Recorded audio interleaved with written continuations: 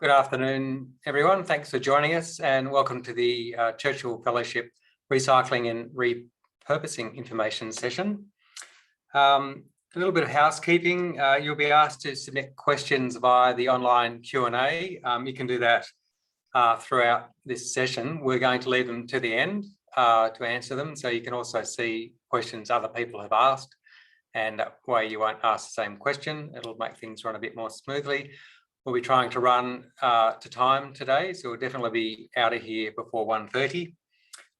If you think of a question later, you are welcome to contact the Trust directly. You can go to our website where you'll see our phone number, or you can submit an email. And you're also welcome to attend one of the many other information sessions that we're holding over the next few weeks. I'd like to acknowledge Australia's First Nations people, the traditional custodians of this land, and pay my respect to elders past, present and future. I'd also like to acknowledge any Aboriginal or Torres Strait Islander people who've joined us today, and to let you know that we do have quite a strong Indigenous Churchill Fellows network that really is starting to form now, and I think that's an important aspect of our way forward, and I do encourage you to consider applying. My name is Adam Davey. I'm the CEO of the Winston Churchill Trust. We're based in Canberra, Ngunnawal land, and I welcome you all to this session. I'm going to give a brief overview of what Churchill Fellowships are about and the process for applying. And then we'll have two speakers today, Helen Millicer and Helen Millicer, and I'll introduce them shortly. I'd like to acknowledge that it's also been a very difficult time that we're living through with COVID and the pandemic. You may be aware that we didn't hold a selection round last year, and that's largely because we had 2 years worth of Churchill Fellows, the majority of whom did not get to travel overseas. So they're all starting to book their flights and prepare for travel now, which is pretty exciting. If you're successful this year, you'll be able to travel from January 2023. And I'm pretty hopeful that things will be a little bit easier by then in terms of international travel. So if you've made it here today, you're one step closer to becoming a Churchill Fellow. Now I'm just going to share my screen. I've got some slides to speak to. One of the things that I'm often asked by people is, where does the money come for Churchill Fellowships? And I think that's a sensible question. When Winston Churchill resigned as British Prime Minister in 1955 at the age of 80, he'd served under 5 reigning monarchs. He'd survived 3 wars. He'd been a writer, an historian, a journalist, an adventurer, a painter. He'd even won the Nobel Prize for Literature in 1953. So very well-known statesman and a significant influence in modern history. And there was a widespread desire to honour Sir Winston and to capture the essence of his public service, his inspiration, his intellect and his humour for generations to come. On Churchill Memorial Sunday, as we call it, 28th of February 1965, following the death of Sir Winston Churchill, a door-to-door appeal was launched in Australia, and over 220,000 Australians, supported by the Return Services League, conducted a door-knock appeal. There's also support from governments and businesses, and through that fundraising appeal, we raised approximately £2.2 million, so it's around $4 million.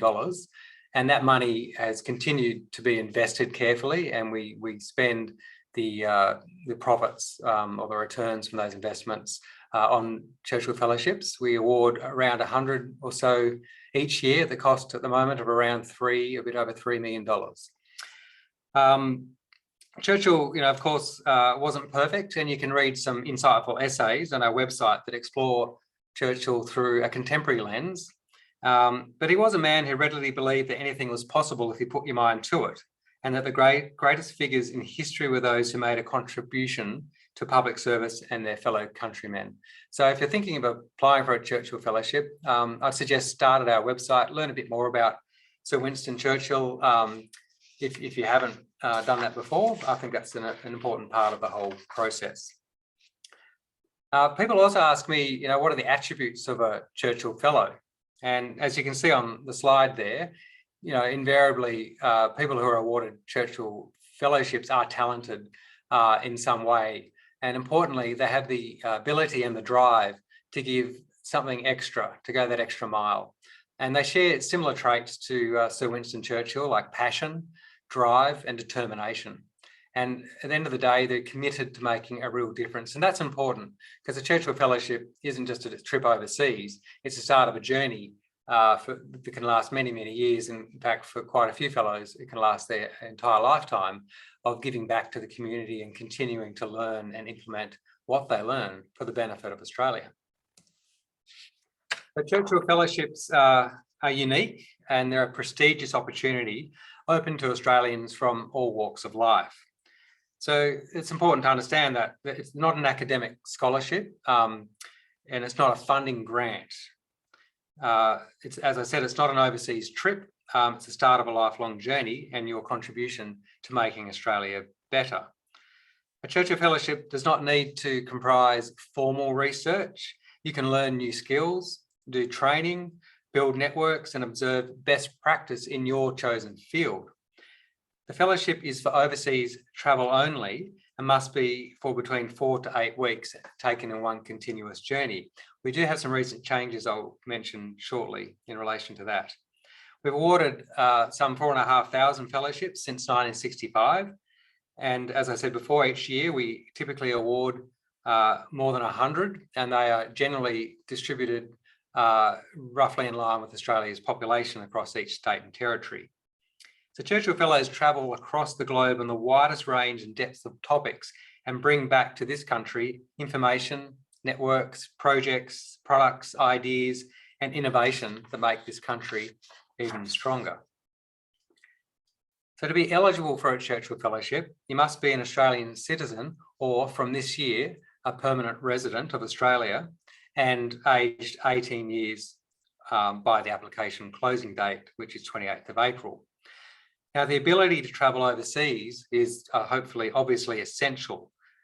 We can provide support for you if you need it. For example, if you have a disability and you might have a carer who you want to travel with you. We now also offer virtual research options for people who can't travel, perhaps due to a disability or a caring responsibility. I'd encourage you to contact us to discuss this before you apply. And also a recent change is that for people living in remote parts of Australia, we will be allowing domestic travel soon. So if this is you, please get in touch with us to discuss. A Churchill Fellowship is an individual project. It's not a team project. There can only be one Churchill Fellow for each fellowship. So please keep that in mind if you apply. You can take someone with you if that's appropriate. An example is a Churchill Fellow from Victoria a couple of years ago, was researching cultural burning and going to Indigenous communities. His employer actually paid for one of the Indigenous team members to join him on his travels. And that worked out really well. It was very appropriate. And I think overall, the fellowship was better for that. If you're undertaking tertiary studies, that's okay. However, your project cannot directly form part of that study. You're expected to commit 100% to your Churchill Fellowship, including your report and your efforts when you've returned. So I really want you to hear today that a Churchill Fellowship is an opportunity for people from all walks of life. And that's a phrase that gets bandied around quite a lot. But for us, it's our mantra. So you don't need to be a professor or an academic researcher or someone who's already a high achiever to apply for and be successful in getting a Churchill Fellowship. That does happen, but equally, we award Churchill Fellowships to people who are working at the grassroots level, who you may never have heard of, and we award them to people who you may well have heard of. In terms of your projects, it has to be a direct benefit to the Australian community in some way. You need to bring back and share your knowledge, your ideas, the practices and skills that you acquired overseas. You must demonstrate that you've fully explored the topic within Australia to be considered. We don't want to award a Churchill Fellowship to someone who could have travelled interstate to learn what they're going overseas to learn, because clearly that would defeat the purpose of the fellowship. The project must be a self-contained project. It can't be part of your degree, as I mentioned earlier, and it can't be funded by another organisation. So we're not looking to collaborate with other organisations on a project as part of a Churchill Fellowship. We have some great collaborations with other organisations, such as University of Queensland on a policy program that we're doing. But for your Churchill Fellowship, that's not about collaborating, it's a standalone thing. Ultimately, we're not the external travel budget department for your organisation. That's not what we do. It doesn't need to relate to your employment, but often people's Churchill Fellowship projects do relate to their employment, and for obvious reasons. That's something that people are familiar with and working on every day. We don't set limits on the topics or the issues. That's our strength. You get to design your own project. And that's the beauty of a Churchill Fellowship. If you can think of a suitable topic, then we're not here to put a limit on you. We also do offer some sponsored fellowships where generous individuals or organisations have agreed to fund a Churchill Fellowship on a particular topic. And that might be available to someone from a specific geographical region, or it might be available on a specific issue or element of a particular thing. You can find out on our website, you can search all the sponsored fellowships, and when you fill out your application form, you have the opportunity to choose from a drop-down menu one or two of those fellowships you'd like to be considered for. Importantly, that doesn't rule you out of being considered for a Churchill Fellowship. It just alerts us to the fact that you might be someone we assign to one of those sponsored fellowships. In relation to today's session, one that came to mind was Auto Skills Australia. So that's a Churchill Fellowship that specifically is designed to encourage people to undertake research projects in relation to the automotive industry or sector. I was just thinking before of Liam O'Keefe, a Victorian Churchill Fellow who works for Tyre Stewardship Australia. He did his fellowship in, I think it was 2017, looking at how automotive tyres can be recycled. Certainly at the time it wasn't being done particularly well in Australia. Helen, who we hear from later today, I remember reading in her report about, I think it was a European country where they have a end-of-life program for motor vehicles. So rather than just dumping a rusting heap on the side of the road, they have a program that's designed to recycle and repurpose as much of the vehicle as possible, which sounds pretty exciting. So they're the sorts of things that could be quite relevant for the Auto Skills Australia Churchill Fellowship. So you apply naturally online. Applications close at 5 p.m. on 28th of April.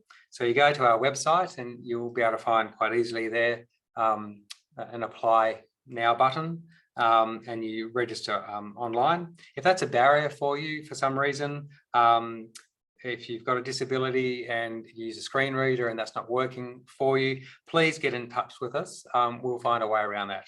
I don't want to see anyone turned away because they couldn't fill out a form.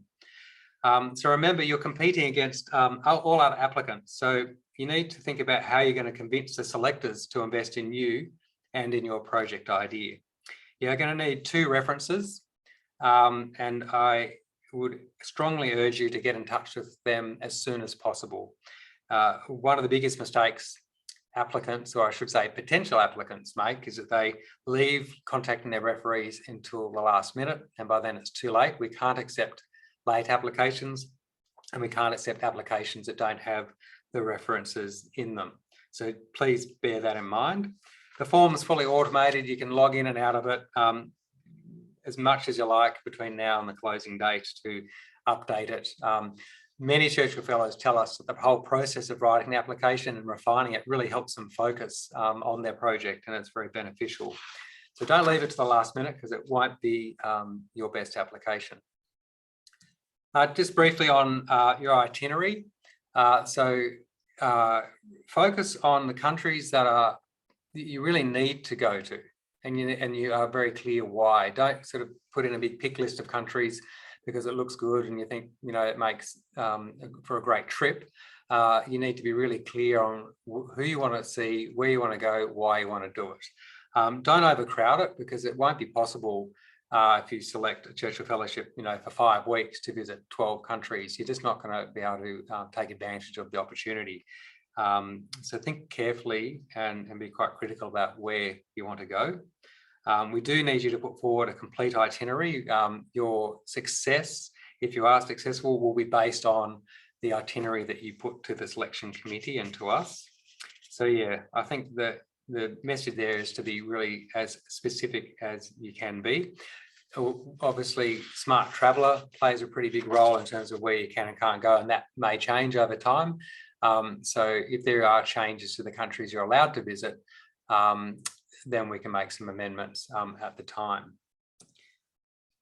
A little bit about COVID. I mentioned before, we had to skip a year of applications, and we have quite the queue of Churchill Fellows keen to travel overseas as soon as they're able to. We don't set the travel rules. They're set by governments, Australian government in terms of your return, other countries in terms of your entry requirements and exit requirements. We want you to be safe. So we want you to follow all the rules. It is a bit of a moving feast. Things like vaccination, things like quarantining, things like how many hours, days, months you have to test ahead of time before entering a country. You know, it'll be up to you to stay on top of that. This is an independent project. We'll provide support, but you'll need to be very focused on complying with all the travel requirements. We do provide insurance and that kind of support, but you need to be conscious of the changing world we live in. The selection process, I'm always asked if that is one big committee or state-based. It's state-based. Each state and territory have a selection committee. In our larger states, they shortlist and then do a first round interview, shortlist again to final interviews. In the smaller states, there'll be a shortlisting process and one interview.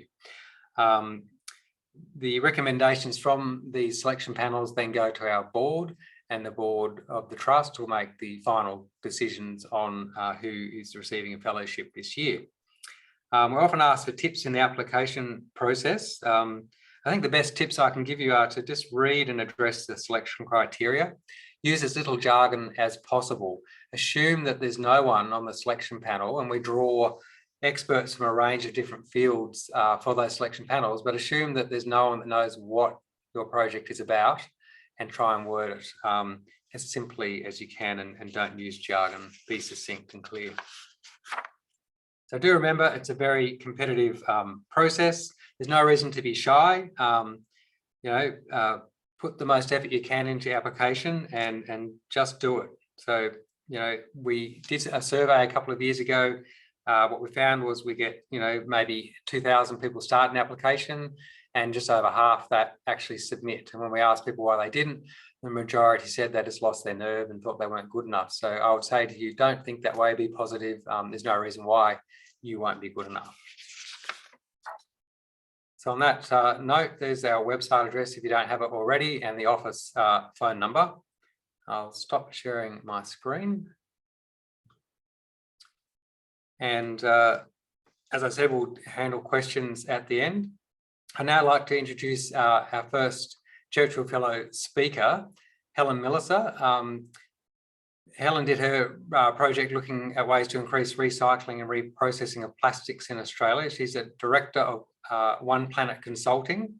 Helen was one of the first in Australia to explore and work on Australia's transition to a more circular economy. She's very well placed to give her perspective and ideas, working nationally in a range of sustainability disciplines, looking at things like energy, carbon, water. I could go on. In fact, Helen has been very supportive and encouraging of the Churchill Trust. And if you look at our strategic directions on our website, you might notice that getting a better understanding of our carbon footprint is something that we're undertaking. And Helen has been quite encouraging in that regard. So it's quite amazing the impact that our Churchill Fellows can have even on our organisation. So on that note, I'm going to hand over to you, Helen. Thank you very much, Adam, and hello to all the listeners online. Very much concur with Adam's points of view about the validity. Anyone can apply for a Churchill Scholarship. What you need is a really good idea and a determination to bring it into practice. So I've got a few slides to share with you, and as Adam has indicated, we're willing to take questions both online and answer them later. So I encourage you to do that. Certainly a little bit about my journey to apply for a Churchill Trust scholarship and what I discovered. And I've got a few slides at the end to talk about some tips for you in your application process. I appreciate that a Churchill scholarship may not appeal to everyone. It is, in my view, though, a life-changing experience. I had achieved certain levels of expertise here within Australia and felt somewhat frustrated that I'd kind of hit a ceiling and was struggling to be able to put into words and explain some of the things that I was thinking and believing that we needed as a way forward. And I applied for a Churchill Trust scholarship, was extremely delighted to be successful. In fact, absolutely over the moon, and it has changed my life as a consequence. So briefly, at the time when I made my application for the Churchill Scholarship, I was working part-time in an industry association, grappling with recycling issues. I was on some boards and could see that there were some challenges in this space in what was happening in Australia.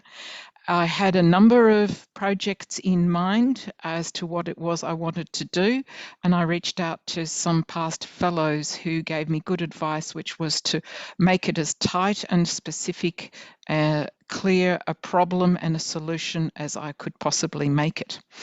So that's what I did. So now moving forward to the next slide.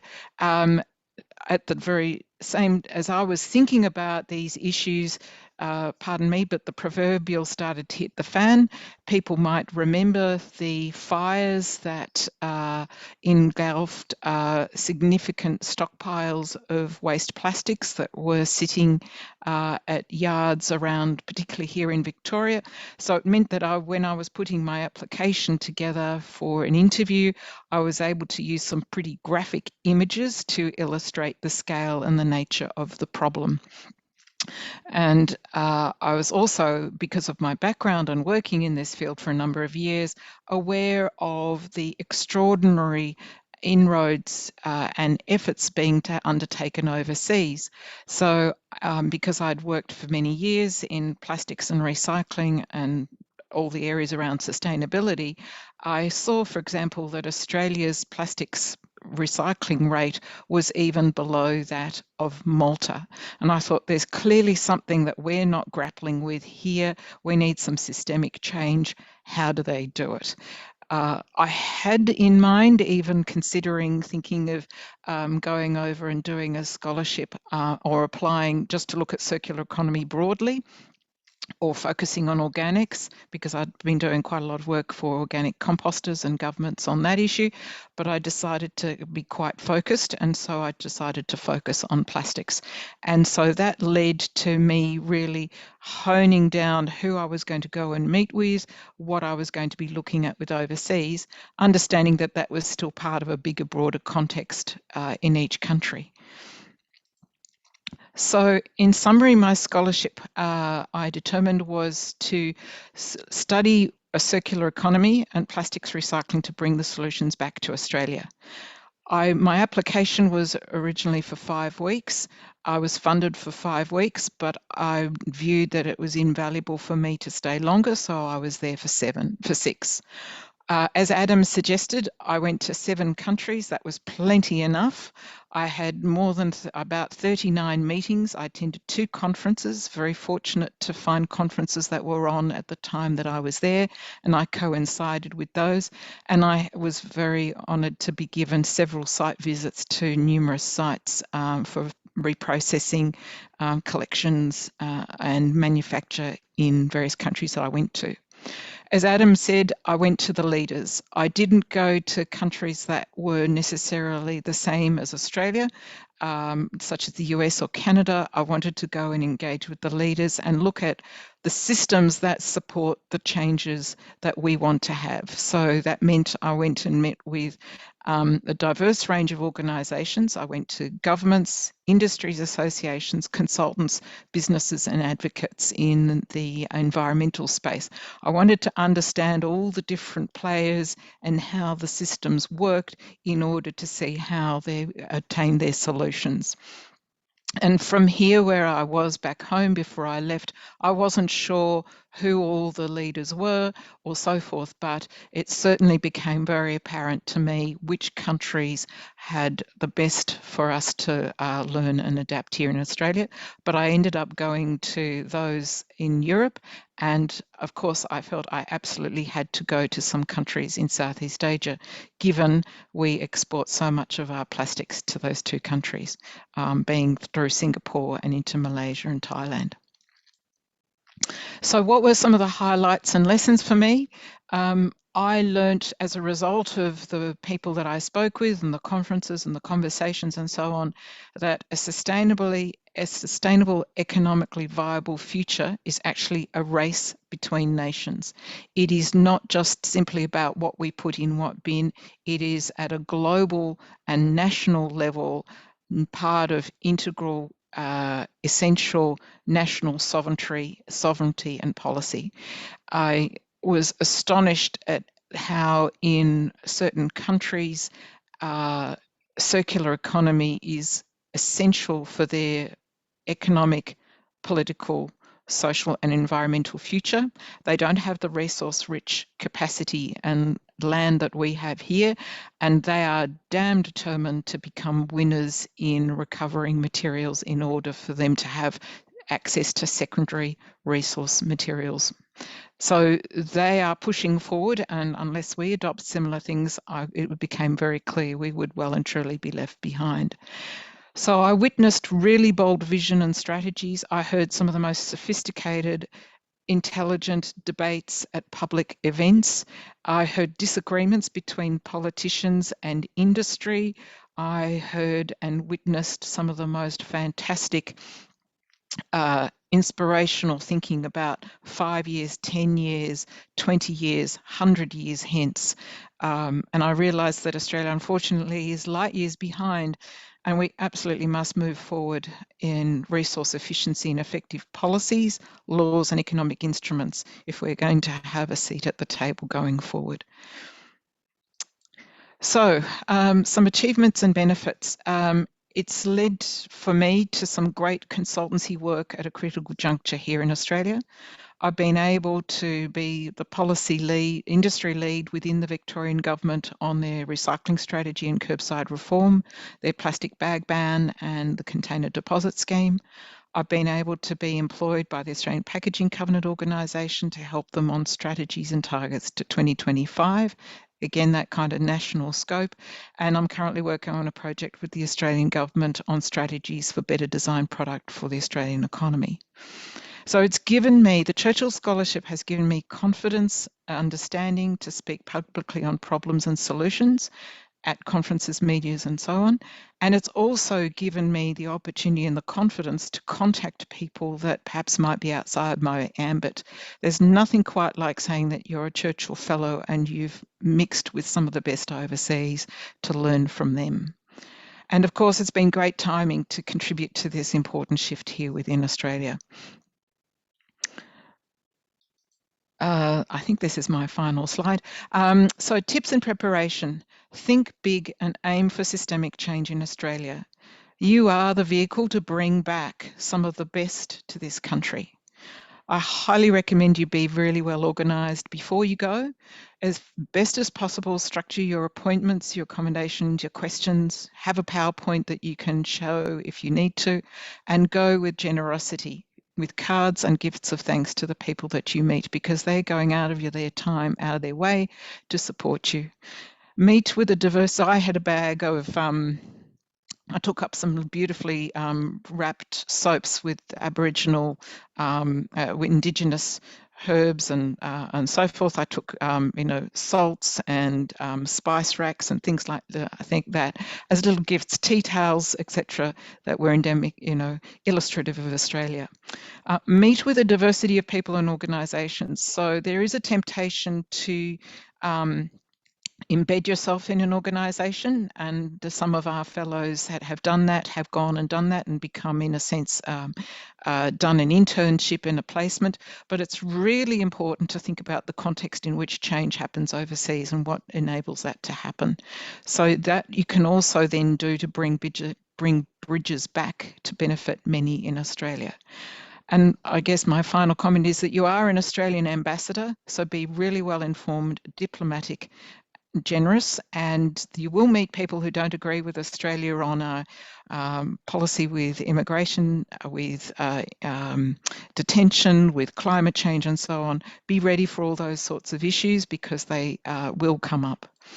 I think that's it from my slide. I might also say, Adam, before I finish, to say that as a member and a chair of one of the Victorian panels, on industry, agriculture and logistics, that we look out for a really great topic, a good program that's well researched, looking at who are the leaders and why they are important for you to visit, and be determined to make a big impact, a strategic impact upon your return. Not necessarily one that's for your own benefit, but one for broader benefit that you can share with others. And I completely concur with Adam's point. Reach out to your potential referees well in advance. They will quite possibly leave it to the last minute, and there's nothing more nerve-wracking than having your application ready and you're waiting on a letter from someone. So make sure that you get onto that as you are travelling in your development of your project and plan. I think I'll stop there. Excellent. Thank you so much, Helen. I did want to interrupt your flow and let you know that your slides didn't appear on the screen, but I would say that you spoke really well and I don't think you needed them. So I'm sure everyone was hanging off every word. I certainly was. So we've got a question which we'll come to at the end for you there. So I might ask you to turn off your camera and Ryan to turn his on, and I'll introduce Ryan, our next speaker. Ryan was awarded his Churchill Fellowship in 2018, and he's a senior mining engineer with over 10 years experience working in both mining and quarrying. First got involved in recycled glass concrete when working on a project to look at better ways to use waste products as a supplement to existing raw material. So I think since his fellowship, Ryan's been engaged in numerous meetings both in Australia and overseas as a subject matter expert himself, helping businesses better understand recycled glass concrete and its benefits. And I was thinking of Ryan, I remember reading his report. We recently moved house and our house is all made of concrete, and sadly I don't think there's any recycled glass in our house, but I did always think about your report. It's quite interesting, so I suggest you go online and read Ryan's report if you get a chance.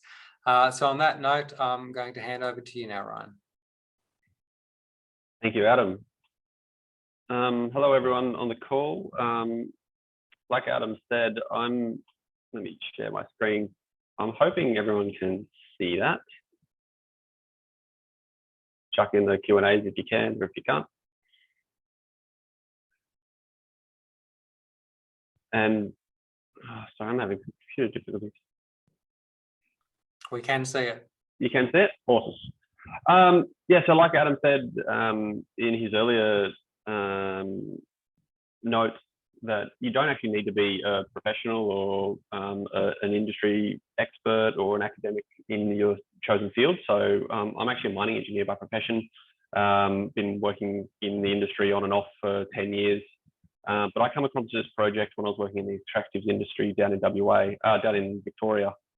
And it was something that I was very passionate about at the time. I share a lot of the sentiments with Helen in terms of the circular economy and trying to use our resources better. And one of the projects I was looking at was how we could actually solve a big problem in a niche sort of market, being the recycled glass as a product. It's effectively a product that can be recycled or should be recycled 100% of the time. And where I sort of got to in bringing it into the concrete stream was I was working in the extractive industry. We were using raw materials. However, the raw materials that we were mining out was sand that does get made into glass. However, another key component of where sand goes to is concrete. So it was sort of understanding, well, is there a way of creating a circular loop between those two, particularly for the waste product that could go into a product that's used widely throughout the whole world. Touching on the background that I just sort of mentioned then, so glass in Australia, we use about 1.1 million tonnes every year, but sadly, only 57% of that is actually recovered, where it should be 100%. It's a material that can be recycled up to 100%. Concrete, a lot of people don't know this, but it's actually the most consumed material on Earth behind water. So like Adam mentioned, his house is made of concrete. You walk through the streets of any city, your pavements, your buildings, everything is pretty much made out of concrete nowadays. It's a very good structural element, but it's something that can be made better, because about 6 to 10% of the global CO2 emissions are actually come from the generation of concrete.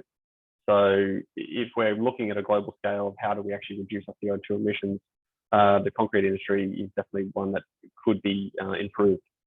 The aim of my study was to gain a further understanding of how each country applied the science and theory into real application, because from what I was seeing in the early stages when I was starting on this project is Australia hadn't moved very far in this space. There was a couple of smaller studies that had been investigated into how we could actually use glass in concrete, but not too many real life applications. There was a couple of universities sort of dipping their toes in the water, but not really enough to get a full understanding of what to do. And I sort of reached out to as many people as I could in Australia to sort of get an understanding where they're at, what we could do, how I could sort of progress my project. But it sort of come to a point where there was a lot more happening overseas, and I really wanted to touch base with those people to bring back that findings. And the other point that I wanted to understand, apart from just how we actually do it in a real life application, was how different governments regulate the use of recycled materials to ensure the safety of the people and environment pre and post consumption. So that was sort of getting a bit more of an understanding of the regulatory issues around using a waste product as a raw material, sort of vice versa. So my fellowship summary, so I travelled to 4 countries, starting in Canada, moving down to the States, heading over to the UK, and then finishing up in Norway.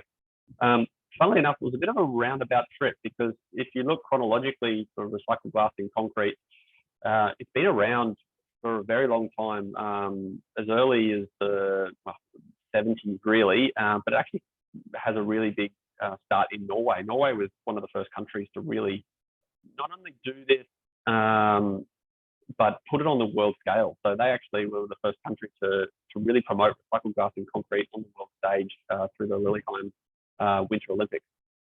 But the way that I sort of structured my trip was just through the meetings that I had already planned with some of the key people that I wanted to meet over there. So it took about 6 months of planning once I received my fellowship, and then really sort of started to reach out and work out my timetables, getting to know people, and sort of form the relationship that I could actually say, hey, I'm a lonely Australian coming overseas on this amazing journey, and I'd love to get to meet you and learn as much as I can from you, and then lock all those key dates in. It was a total of 8 weeks travel to get through all those places, because I did travel quite extensively throughout Canada and the US particularly. I have over 50 hours of meeting minutes and notes. What sort of come out of it was Canada and the US by far the leading industry players in this space.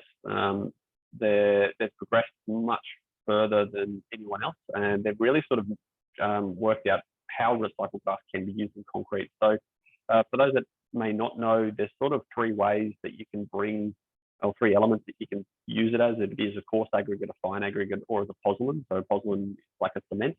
And the best way to use glass in concrete would be as a cement replacement. I'll talk more about that in a second. Another thing that I picked up was in New York, actually, they're using recycled glass now. They're doing a few trials. Previously, they were just using it as foot pavement. You can see it's the less risky way of actually putting in a waste material into a product and making sure it's still safe. But they're now actually looking at doing trials and putting it into sky rises. So they're actually building buildings with this type of concrete now, which is amazing. I think it was last year, the start of last year, they actually got the approval for an ASTM standard developed for glass pozzolan. So there's actually now an industry standard on how you can actually use it. So some of the findings and learnings. So I've got them listed on the screen there, but I don't want to go through them all. The key ones are that if you All right, Ryan, just to interrupt us, Adam here, your slide is still on the first one, just in case you... is it? Yeah, don't realise that, just so you know. Thank you. How about now? Are we on findings and learnings? You might need to reshare. Share. There we go. So the kind of the key that I've taken out of this was not only is it a great way to use the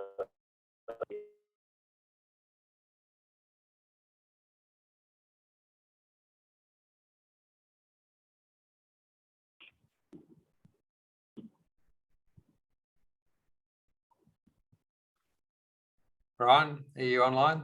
I am, yeah. Sorry, it just keeps dropping out on me. I'm really sorry about that, everyone. We'll blame the NBN, don't worry. I'll try to share my screen one more time. Can you see that, Adam? Yep, that's good. I'll go quickly in case it drops out again.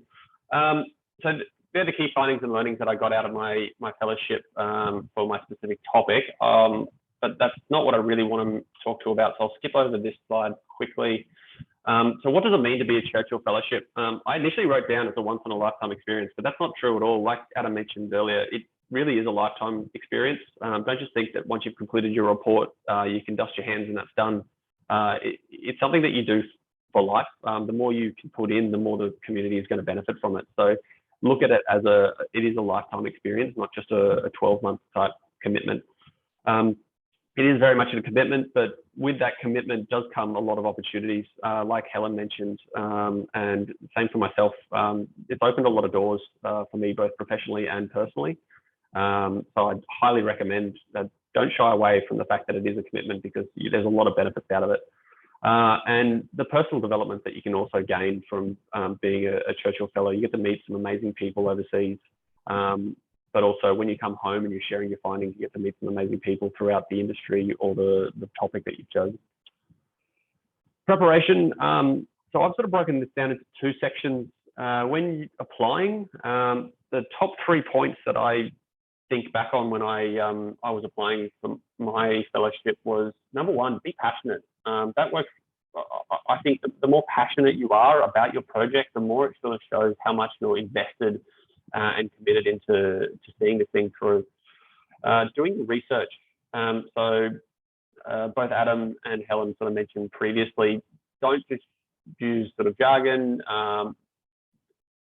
and that you really need to deep dive into why you think this project will not only benefit the community, but if you can broaden it out to Australia as a whole, and why you think it needs to happen, why you need to travel overseas and talk to some other people to really promote this.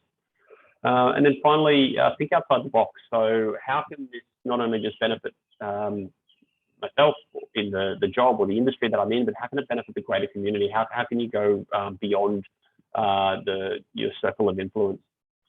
Then if you are successful, congratulations, but also a couple of key points would be start early.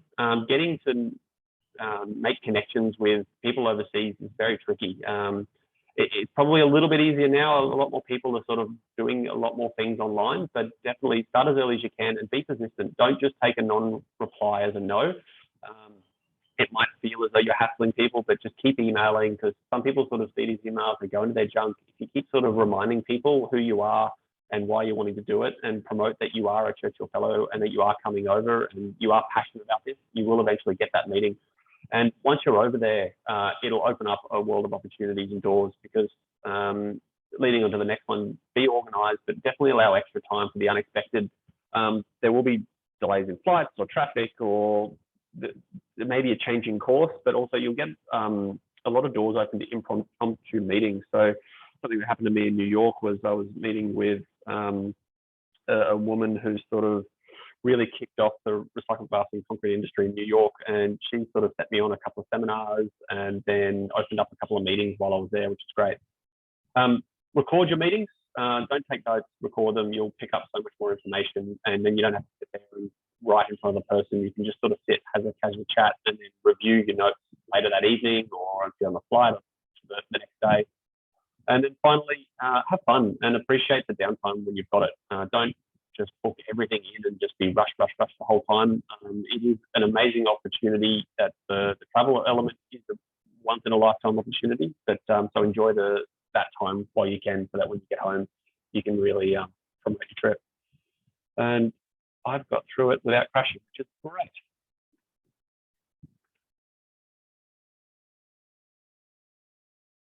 All right. Well, thank you, Ryan, very much for presenting there. That was really interesting, and I'm sure it was very useful, particularly some of your tips at the end as well there. For those of you watching, you'll see the way Ryan handled those technology problems. That's how a Churchill Fellow deals with stuff. You just keep going, don't let it stop you. Now, we've got some questions and we've got a little bit of time. So the first one I'll quickly address is there a final date of travel or a date of completion of the fellowship? So yes and yes. Under normal circumstances, we give you 12 months. So if you're successful this year, you'll have from January 2023 to commence your travel, and you normally have 12 months in which to return to Australia from your travels. You do need to complete a report, and that can be, typically a written report, but it can also be a video. It can be something in a podcast, something more engaging for your particular audience or for people generally. We're not asking for an academic report, so it's just plain English, explain things, think about your audience, communicate the key information. So that's an important part of your fellowship. You don't actually get to call yourself a Churchill Fellow and use the CF after your name until you've submitted your report. That's really the completion of stage one of your fellowship, and from there your journey continues. And we do offer a range of things for fellows to access following submission of the report. There's some funding for helping you disseminate your findings. There's a bunch of other programs that we offer, and soon we'll be introducing some impact funding as well to help people implement their findings, and that's pretty exciting and a new thing for us. So the next question is, going overseas, I'm going to be overseas during the application process, possibly for the interview period too. Can you still apply? Well, you can still apply. Might be a bit challenging with the interviews. I think I would caution if you're going overseas and it looks like maybe you could be doing your fellowship, that might not look as competitive as other people in terms of, why would we fund someone who's already over there? Like, we'll just do it if you can. That said, obviously being a Churchill Fellow does open doors, and so be very careful and clear about why you're overseas, because there's a million reasons that could be. So no, it doesn't preclude you. Just to touch on that point as well, Adam, that actually happened to myself. I had a conference to go to in New Zealand, and I was a Churchill Fellow from Victoria. I made it through the first round. I was meant to go to the conference in New Zealand. However, I was called back for the second round interviews, and I had to delay my trip because I saw that as a better opportunity. I still managed to make it to the conference, but I was a couple of days late. But yeah, you need, well, I don't know if they're doing it via Zoom or anything at the moment, but ours was face-to-face at the time, and we had to be there. Look, during 2020, all our interviews for the first time ever, all done via Zoom. Look, it went pretty well, but there really is a preference for face-to-face where possible. But obviously there will be some reasons people can't make it, and we are open to that, doing a Zoom interview. But it can be a disadvantage if the technology is not working for you. The next question is, would either of you, which I assume is Helen or Ryan, recommend getting support from industry or related organisations here in Australia prior to undertaking your trip? So maybe Helen, did you want to answer that? Absolutely. I think that's a very good question, and I would concur. In terms of what support do we mean, if that's a letter of support along with your application, that might be one of the referees that you choose, or it may be an attachment that you make in support of your application. So by all means, I certainly, before I left, had a list of people that I wanted to consult with before I went overseas. In fact, while I was designing up the scope and where I might go, I had many conversations in preparation for writing the application and then after being successful. So certainly the more of that kind of homework you can do, it means you end up with a tighter application. And I use those opportunities to have conversations and say, well, if I'm successful, would you like me to come back and present my findings to you and your members or your colleagues? So it meant that when I returned, in addition to some conferences, I went into some organisations and gave them some presentations and, help them as part of their own internal or professional strategic development. Thanks, Helen. I was just conscious of time. So the next question is, what type of referees would provide the best value to the application? State, Commonwealth, government, industry, community? I think the answer to that question is one that only you as an applicant will be able to answer.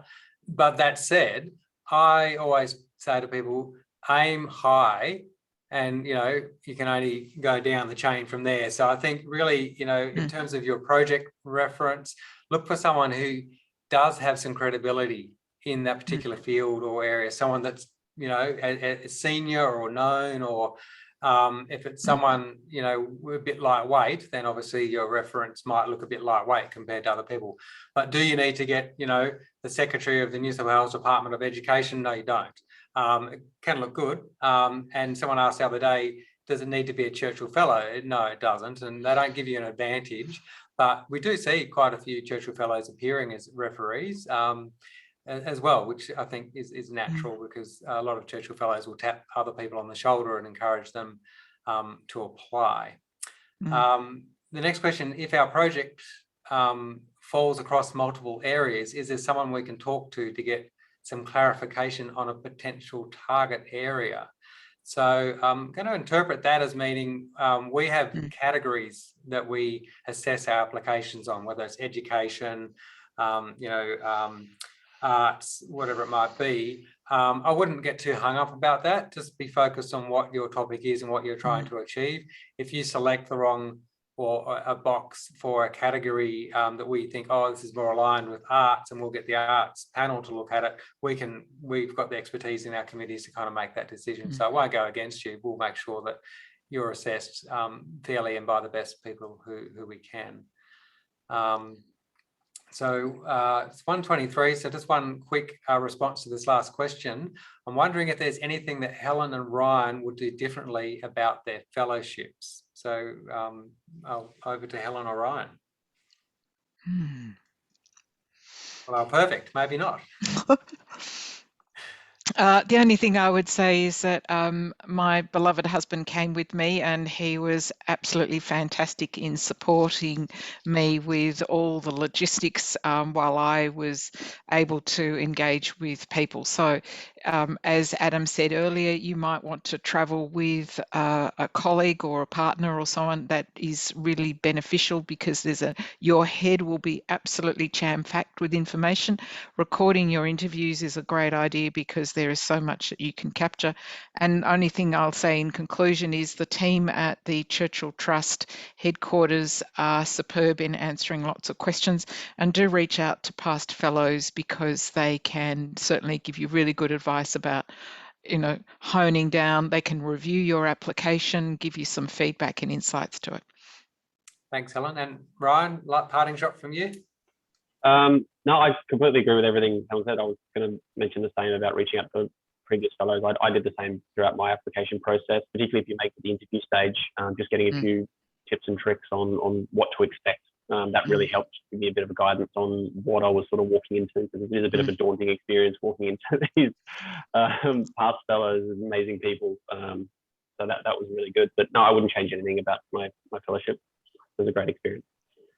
Right, well, look, thanks, Helen and Ryan. And a sneaky last question, who will assess applications? So we have a director from the Churchill Trust board chairing each selection committee in each state and territory. And then we have representatives from across a broad range of sectors and industries. That does include, we do have some Churchill Fellows on every single selection panel, so there's that kind of insight. I'll attend probably the majority of interviews as well to get some consistency. So it's quite a broad church, but I'll go back to the point I said at the start. Don't assume there's someone at the table reading your application who knows intricately about your topic, because they might not. And if you use a lot of jargon and assumed knowledge, that could go against you. You need to really keep it simple and clear so that a layperson can understand it. So on that note, thanks everyone for attending. We've got great retention of people staying on. So obviously Helen and Ryan captivated their audience. So thank you again, and good luck if you're applying. Thank you. Thanks. Good luck, everyone. All the best to everyone.